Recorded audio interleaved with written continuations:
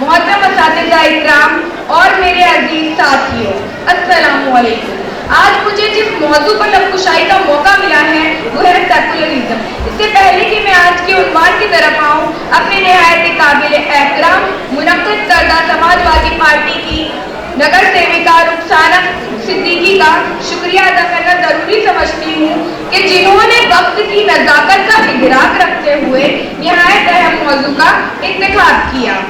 अजीज साथियों, हिंदुस्तान का ये सुनहरा सबक न सिर्फ हिंदुस्तानी मुआशरे का अहम सुतून है, बल्कि इसी आफाके मुल्क में हिंदुस्तानी मुआशरे की बका करार फिर रहा है। हम सब बखूबी जानते हैं कि हिंदुस्तान की आज़ादी से पहले और आज़ादी के लिए हिंदुस्तानियों ने कितनी मुश्किलों का सामना किया। हम सब बखूबी जानते हैं कि कौम के रहनुमाओं ने आज़ादी के लिए अपने दिन और रात का चैन खोया है। इस सरजमीन हिंदुस्तान को आजाद पाने के लिए लाखों लोगों ने अपनी जानें निछावर की है। आज इस हिंदुस्तान की लहलहाती फसल का सबब हिंदुस्तानियों का खून है।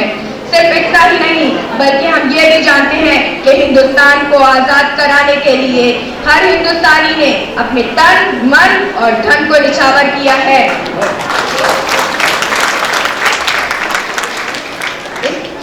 फिर इस आजाद हिंदुस्तान का कानून बना, एक अजीम कानून, एक ऐसा कानून जो सेकुलर है। हम ये भी जानते हैं कि डॉक्टर अंबेडकर ने न सिर्फ जात पात की पाबंदी को खत्म किया, बल्कि हर मजहब के दरमियान मसावत और बराबरी का पैगाम दिया।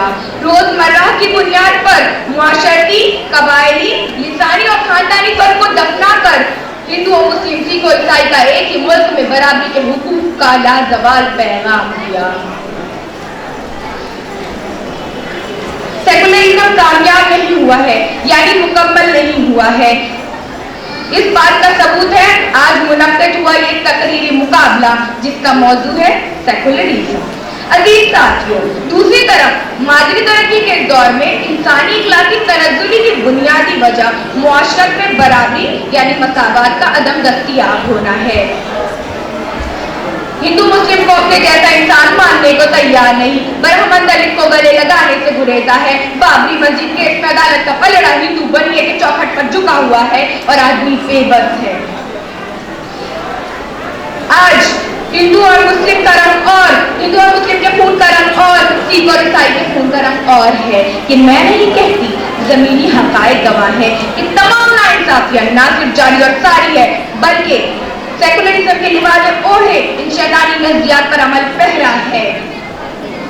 जिस कौम के 50,000 उलमाए कराम ने आजादी के लिए फांसी के फंदे को चूमा, जिस कौम ने इस अजीम भारत को सोने की चिड़िया बनाया, वही कौम आज अपने ही वतन में मातूम, वही कौम आज अपने ही मुल्क में माशूक, वही कौम आज हाशिए पर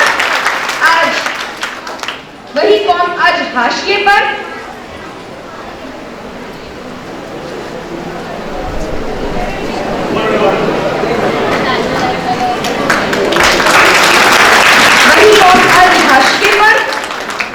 सेकुलरिज्म। इसी सेकुलर मुल्क में आज हमें रिजर्वेशन चाहिए आला तालीम के लिए, सरकारी और नीम सरकारी नौकरियों के लिए, सरकारी और नीम सरकारी नौकरियों के लिए। कायदे जंग उलमाए हिंद मौलाना मोहम्मद नदवी ने कहा था, हम हिंदुस्तानी मुसलमान बाय चांस नहीं, बाय चॉइस इंडियन है। हमारे अकादमी ने कहा था, हम यही पैदा हुए हैं और इसी मिट्टी में दफन होंगे, लेकिन तुमने हमें तस्लीम वतन के हर कामों में मारा, हम खामोश रहे। तुमने हमें मेरठ, गुजरात, मुंबई, मुजफ्फरनगर तक जलाया, हम खामोश रहे। तुमने हमारे नौजवानों पर दहशतगर्दी का झूठा कलंक लगाया, हम खामोश रहे। यकीनन हम कहते हैं कि सेकुलरिज्म आज भी तरफदार है हकीकी सेकुलरिज्म के। के गुलामों, हमें आजादी दो, गुर्बत से हमें आजादी दो, जहालत से हमें आजादी दो, करप्शन से। सदर आली वकार, ये लाल किला, ये ताजमहल, ये कुतुब मीनार हमारी अजमत रखता है। लेकिन अफसोस, भारत की सेकुलरिज्म हर सांस के साथ दबती जा रही है। मुरादाबाद के बर्तन हमारे, फिरोजाबाद की चूड़ियां हमारी, बनारस की साड़ियां हमारी, अलीगढ़ के ताले हमारे, भिवंडी और मालेगांव के कपड़े हमारे। फिर भी 70-71 सालों से हम भूखे और नंगे। कहाँ है सेकुलरिज्म? अजीजों बताओ, कहाँ है सेकुलरिज्म? हक अपना मुझे छोड़कर जाना भी नहीं है, हक अपना मुझे छोड़कर जाना भी नहीं है, दुनिया के खुदाओं को मनाना भी नहीं है। चलना है मगर मुझको बुजुर्गों की डगर पर, चलना है मगर मुझको बुजुर्गों की डगर पर, हालात शराफत का जमाना ही नहीं है।